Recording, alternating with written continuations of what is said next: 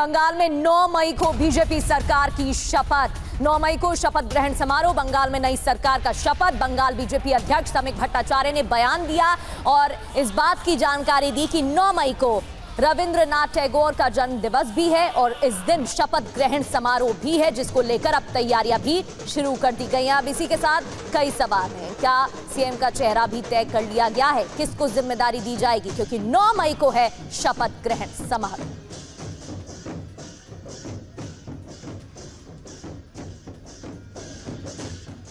प्रधानमंत्री जी कल घोषणा कर दिया 25 वैशाख 9 मई रविंद्रनाथ ठाकुर का जन्मदिन, उसी दिन में ये सरकार शपथ लेगी। प्रधानमंत्री जी कल घोषणा कर दिया 25 वैशाख 9 मई रविंद्रनाथ ठाकुर का जन्मदिन, उसी दिन में ये सरकार शपथ लेगी। तो बंगाल में बीजेपी की जीत ऐतिहासिक है, लेकिन इस जीत की यात्रा भी अपने आप में एक इतिहास है। अब आपको बंगाल विधानसभा में जनसंघ से बीजेपी तक के सफर को आंकड़ों के जरिए बताते हैं।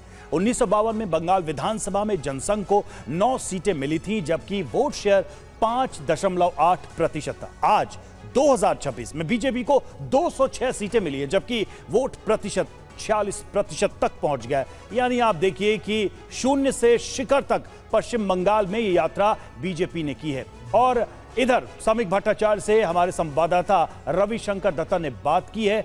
क्या कहा उन्होंने, आपको सुनाते हैं। पश्चिम बंगाल में भाजपा क्षमता में आ चुके हैं और मेरे साथ है पश्चिम बंगाल बीजेपी के सबसे सफल राज्य सभापति समीक भट्टाचार्य।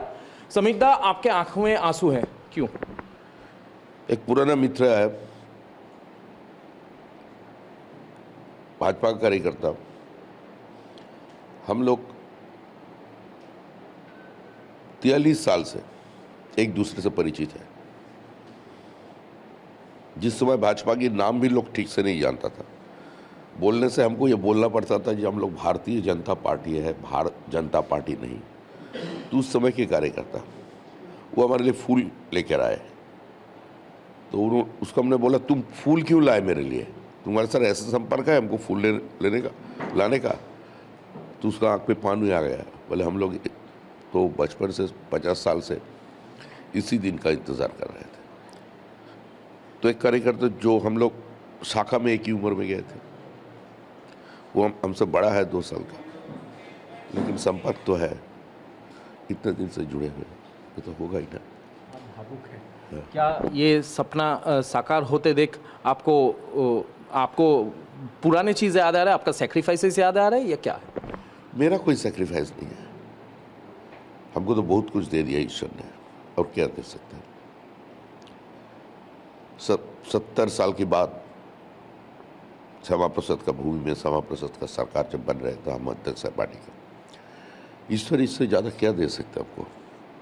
इस जीवन का जो पाना था हमको मिल गया, हमको कुछ नहीं चाहिए।